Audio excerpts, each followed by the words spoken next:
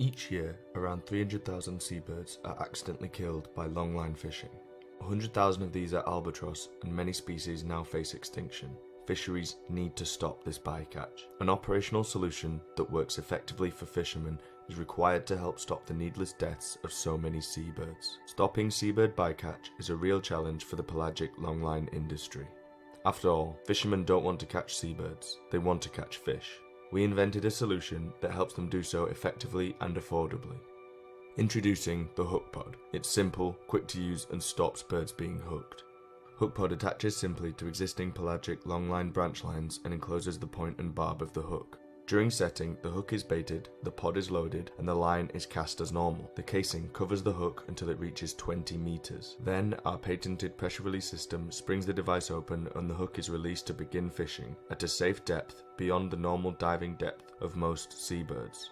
Hook pods are then retrieved and stored for use with standard fishing equipment. Hook pods last at least 3 years. And Hookpod has proven itself in the industry, getting credibility and awards across the board. Hookpod's even been supported by David Attenborough.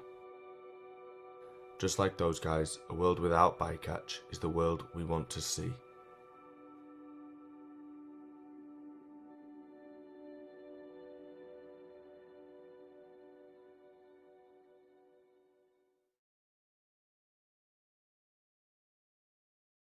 Hello and welcome to another of the Talk Wildlife Skype interviews. Thought I'd started off with sort of quite a powerful piece of film before I introduce my guest today. Obviously, albatross have been in trouble for a long time, and everything that can be done to sort of protect them is being done. And I'm going to talk to Becky from Hookpod. Hello, Becky. How are you? Hi, I'm good, thanks, Allan. Excellent. And we're going to talk to you about sort of your business, well, not your business, but the business you work for, and what Hookpod is and how that's actually helping in the conservation of albatross. I think, first of all, though, if we can just get to know Becky a little bit and just find out a little bit of background about you and where you fit in Hookpod. Okay, so my initial kind of contact with Hookpod was through an old colleague of mine who I met while I was working down in the Falkland Islands, and that's Dr. Ben Sullivan. I'm sure a lot of people who are interested in albatross will have heard of him. Obviously, he's been very pivotal in running the BirdLife International Seabirds team. So he was on the initial kind of the group of people who first had the concept for the Hookpod. There was then quite a few years where we didn't really talk while that was being developed, and then we reconnected through the RSPB, and he basically introduced me to the Hookpod, and then they ended up looking for someone just at that time to take on the marketing and development. So I came in through a colleague, but with a background of working with albatross in the Southern Oceans.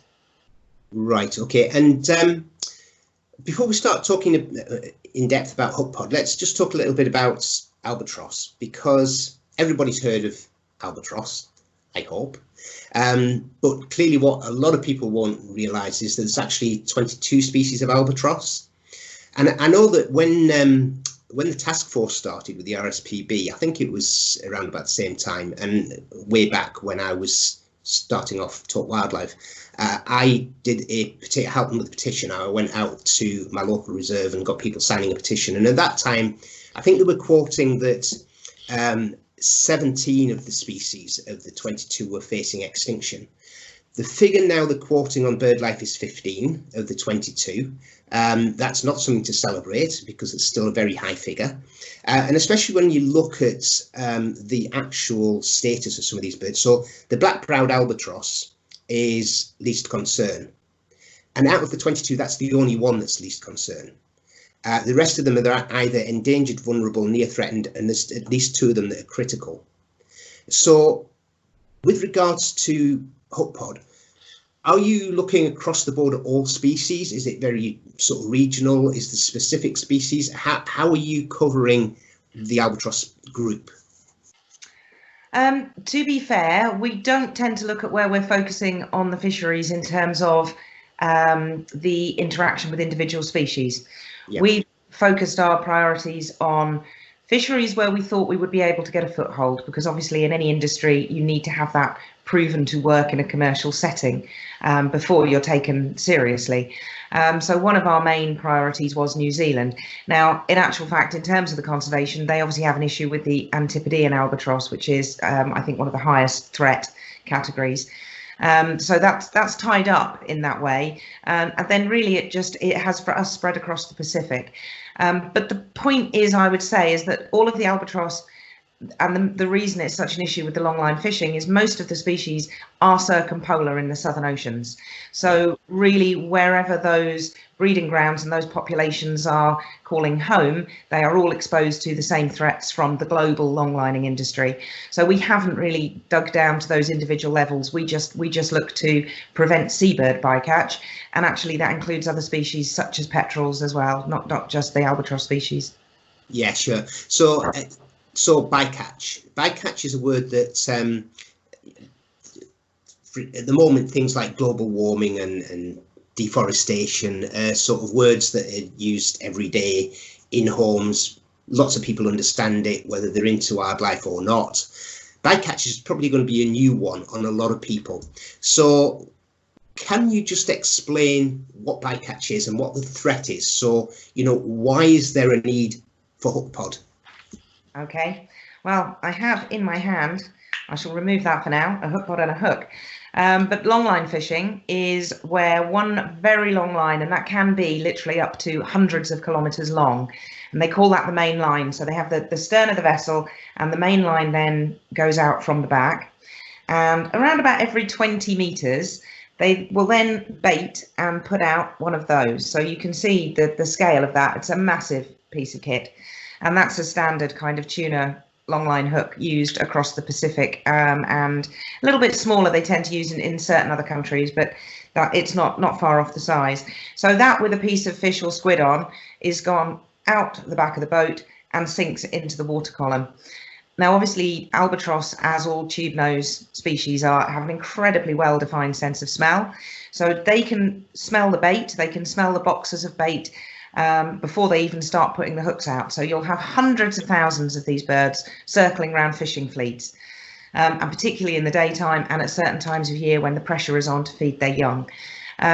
They then smell the bait, they'll see the hook and the bait enter the water, they dive down, take the bait, and of course get hooked. And because they're setting the gear at that time and the lines are sinking, they're then dragged underwater and drowned. So it's really not a nice way to go for the bird. And for the fishermen, obviously, it means they then don't catch a fish. So it's not that fishermen want to do this, it's just a simple natural process that happens when you put lots of fish in the water around lots of very effective predatory birds. Yeah, and to put that into context, because you mentioned how long those lines could be, and that's presumably just one boat. So you've got plenty of boats out there doing the same thing. The main fleets we work with are tending to have between 800 to 1,200 hooks on, but a lot of the big mechanised Far Eastern fleets will have up to 10,000 hooks. So in one set, that's 10,000 opportunities to catch an albatross, which is not good. No, not at all. And do you have any idea of sort of what percentage of albatross might get hooked up, say, for instance, on one line? Is it quite a large percentage, or is it just an accumulation of the different numbers of lines that are going out? Yes, it is. It's very much a case of, for one fisherman's perspective on his boat, he might only catch perhaps 4 or 5 albatross in a fishing season. But actually, if you look at that boat as part of a fleet of 120, and that country as part of one of maybe 30 or 40 countries that are all operating on this scale, and you look at the problem globally, and then take into account obviously the lifestyle and the habits of the albatross, where they mate for life, they take 7 years to rear a young, and throughout that period they only breed with one partner. So if you remove one breeding male or female from the population, you're effectively removing 2 for a very long period of time. So if you take all of that into consideration, then the loss of that one bird can actually have quite a big knock-on effect. Yeah, and that's the scale of it. That's why it's so worrying, has been for so long. You just touched on sort of the life of the albatross there. obviously, people have seen footage of an albatross taking off and going out to sea, and they go.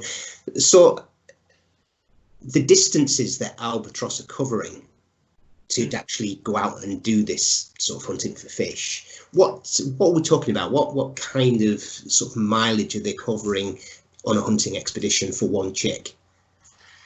It would depend on the age of the chick, because obviously the chick has different energetic needs as it grows. So sometimes when they start to get to that sort of little exponential growth curve, they'll be fairly short 1 or 2 day foraging trips. But when they are, for example, sitting on the egg, birds from the black brad population is probably the one I know best from the Falklands. But I've been involved with projects where we've satellite tracked them, and they go all the way up to very nearly near Rio de Janeiro in Brazil, and then return. And that would be one trip, and possibly taking around about a week for them to do that and forage. Yeah. But when they leave their nests for the first time, when they fledge and take off as young birds, they don't return for 6 or 7 seasons. So they will be purely at sea, and in that time they could well go round the entire Southern Ocean 2 or 3 times. So we're talking thousands of miles. They really are the ocean wanderers. Yeah, absolutely. So you're right. So I think what we'll do is we'll talk about Hookpod now, and this little gadget that's been developed.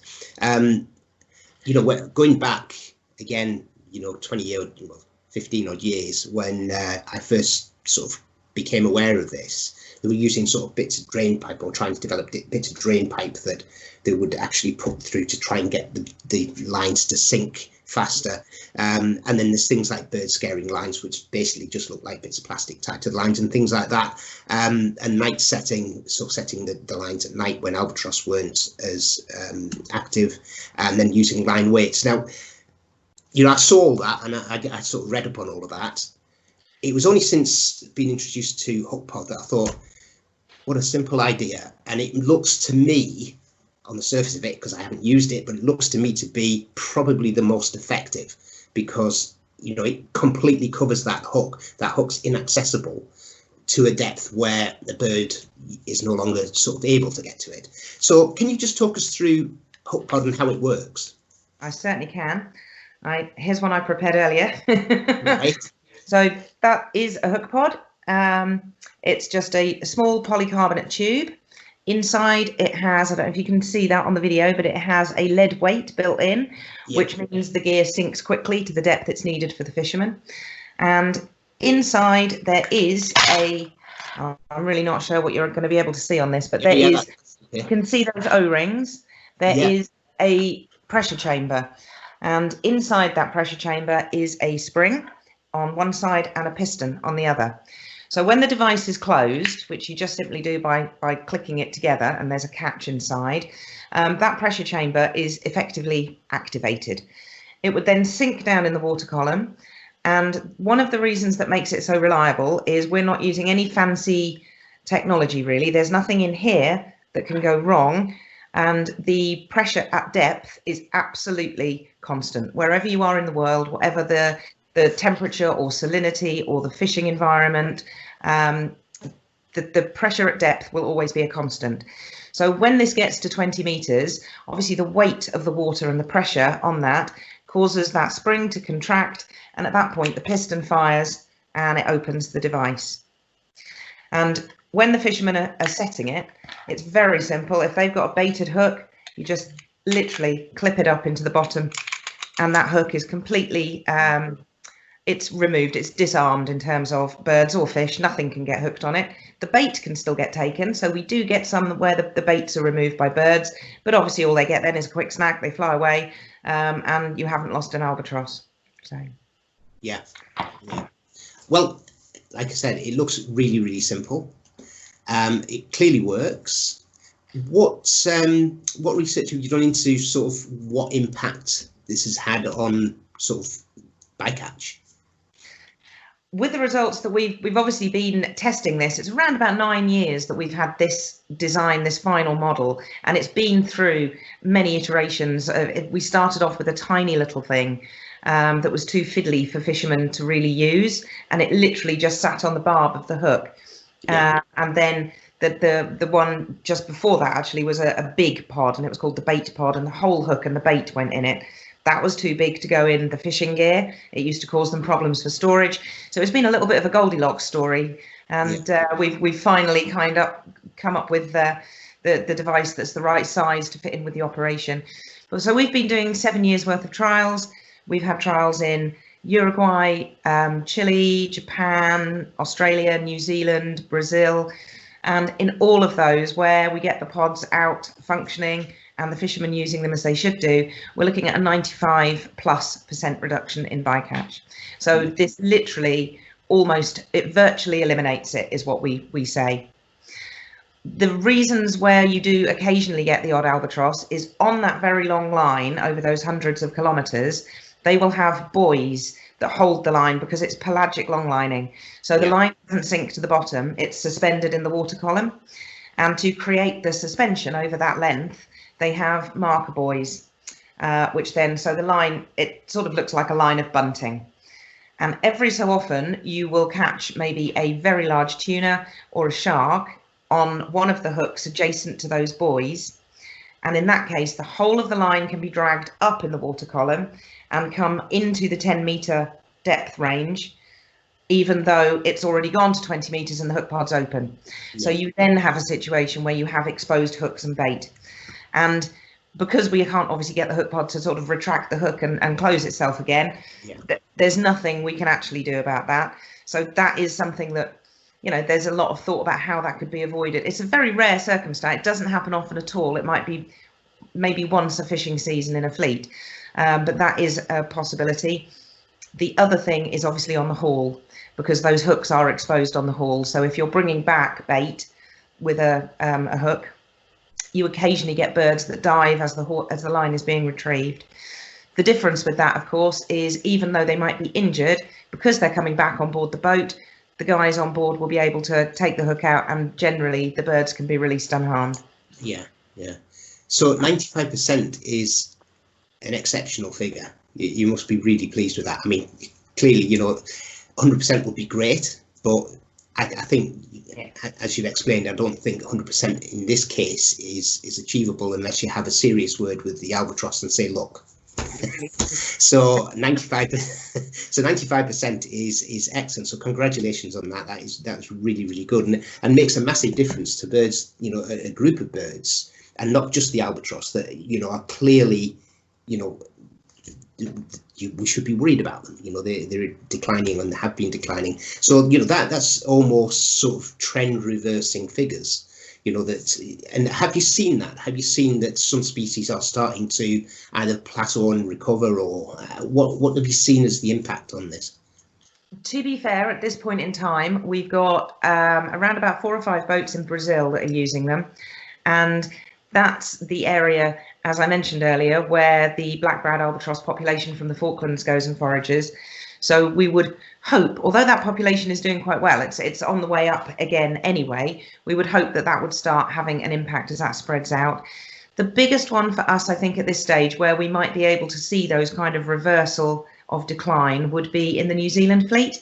Yeah. We've, in the last year, been in close discussion and doing trials with New Zealand, and we've just got to the point where the New Zealand government they are rolling out hook pods across their whole longline fleet. So in terms of, as I mentioned, the Antipodean albatross, we would expect to see in perhaps 3, 4, 5 years those figures to be starting to be visible in the population. But with all these things, because the species is so long-lived, and because the impacts take quite a long time to come out, I think it'll be a while before we'll have that kind of hook pods we used and this was the result. Sure. So, sure. Right. Well, long may it continue. So I think you've mentioned the fleets. How do the fishermen take to these? Clearly, there must be a cost to them. So how much is the cost, first of all, and how do they take them? How are they being received? Yeah. So we have always said that we will make this and sell it as cheaply as we can, because none of the initial investment and the shareholders of Hookpod are actually in this to make any money. We want to get this thing out. So the cheaper we can get it made, the cheaper we will sell it to fishermen. At the moment, we have a retail cost of $4.95 pounds per unit. So on an average boat, you'd be looking at just under £5,000 to kit them out.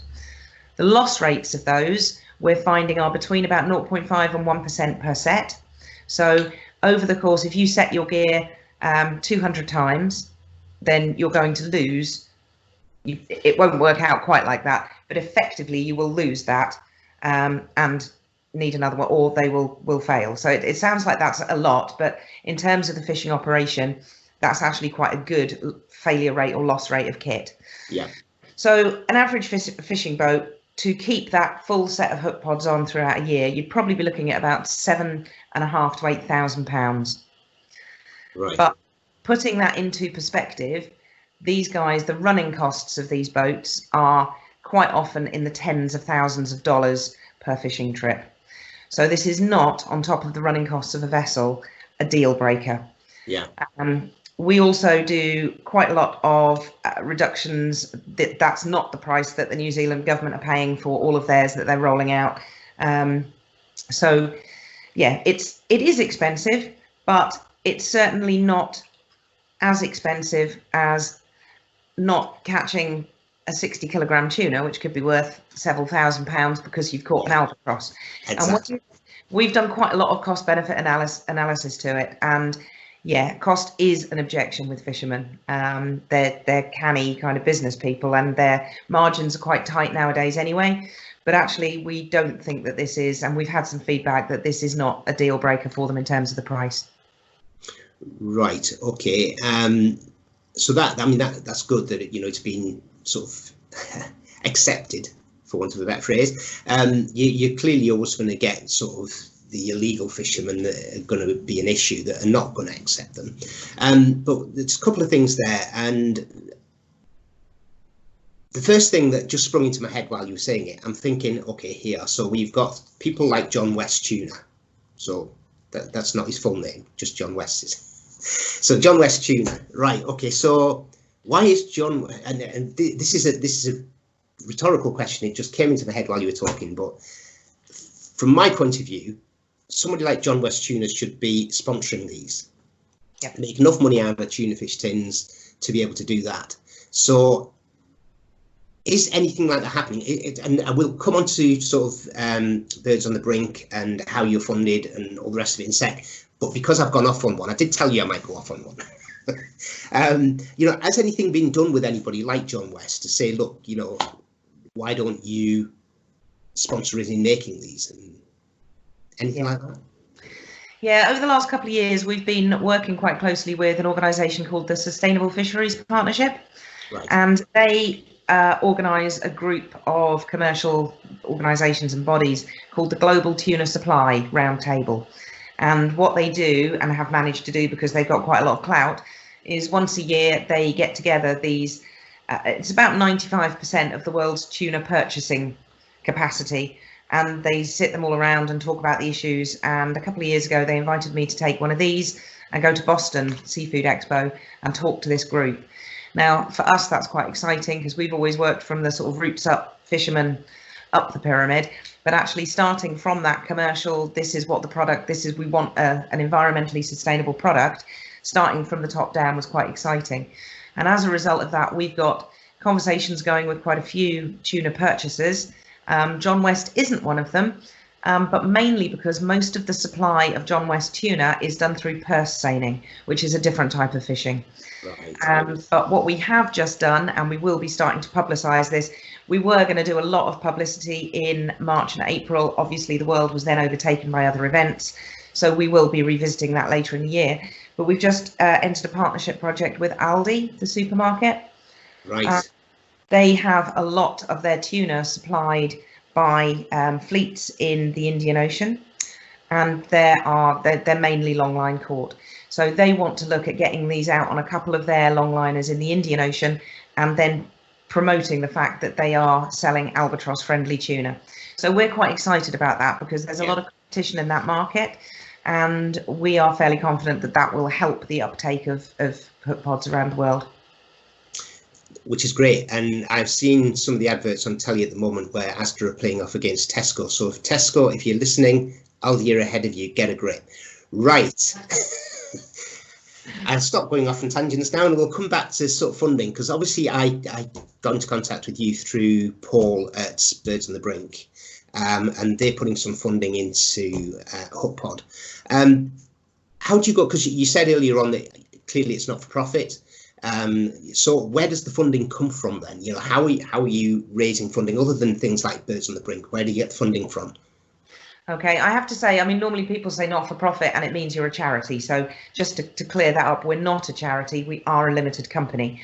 And when we take donations, Birds on the Brink and the Bird Photographer of the Year, a couple of examples, but we have a few private donors as well, just people who every so often will just send us some money because they believe in what we're doing. We literally, that does not go into the administration of the company or anything like that. It literally goes into the development and production of these. Yeah. And where we get those funds, we then free issue those pods for trials or to fishermen who can't afford to buy them. So our main funding, I guess, comes from shareholders. The company was started by a chap who really wanted to, he was a major donor into the Albatross task force and setting that up. It was a real passion, and he wanted to fast track a solution. So as well as keeping up the funding for the task force, he then put enough money in to create Hookpod, the company, which took this product and did all the R&D and manufacture and got it out there. Yeah. Along the way, there's been a few other people that have come in that have bought shares into the company. And then in 2018, we opened up to shareholders we've done 2 crowd fundraisers as well, which have both been very successful. We've raised nearly $250,000 between the two. And one of those was a Kickstarter project back in 2014, which was for our initial prototype run to do Australian trials. And then the last one was a crowdfunder platform project in 2018. So there's obviously quite tight laws with who you can approach to just say, do you want shares in this company? Because people had donated to us through the crowdfunder, had access and all the data protection and everything to contact those people. And through that, we got another 31 shareholders and raised another £100,000, which has sort of kept us going on the next tranche. We never, ever have more than about 3 months running costs at any one point, and it's been like that for the 7 years. But we have a lot of really good people out there who support us, and yeah, we've just somehow managed to keep it going. Excellent. So obviously I'll put a link to your website so people can find out more and find out how they can help. Certainly Birds on the Brink is another avenue, and as you mentioned, Potty, Bird Photographer of the Year, yeah, another one.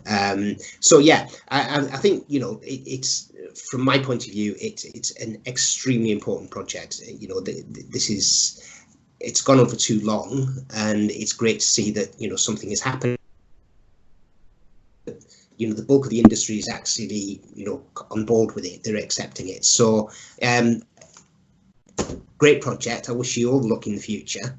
And for now, because I think what we'll do is we'll speak in a few years' time. You can give me a complete update on where we're at and what's going on. But for now, thank you ever so much for your time, because it was really interesting. It's really great to see something that's that simple in action, actually making a difference and helping, and a 95% figure is a great rate. So thank you very much for your time, Becky. Thank you, Alan, and it's nice to see a wandering albatross on the wall behind you. Right, yes, yeah, there's a story behind that. I don't know whether it's actually going to come up. I'll turn a little bit. Right, yeah, there's a slight story behind that. My friends went to New Zealand and I haven't. And they know that I'm an albatross fan. I love albatross. So that's actually one of the pictures they took, and they put it on a canvas for me for my birthday. I've got down there as well a mouse mat with another one that's on the water, and they just happen to be going over there to live. So I will be, hopefully, touch wood, in the not too distance, I will be catching up with albatross at some stage. So good. Right. So yeah, so that's why the albatross note, it wasn't put there purposely. It's been there, it stays there. In fact, so that you know that I'm not selling porkies, you can watch when they go up the interview that I did with Allan from The Biggest Twitch and various other people, because I'm sure I did it in here with that in the background. It's a class picture of a brilliant bird.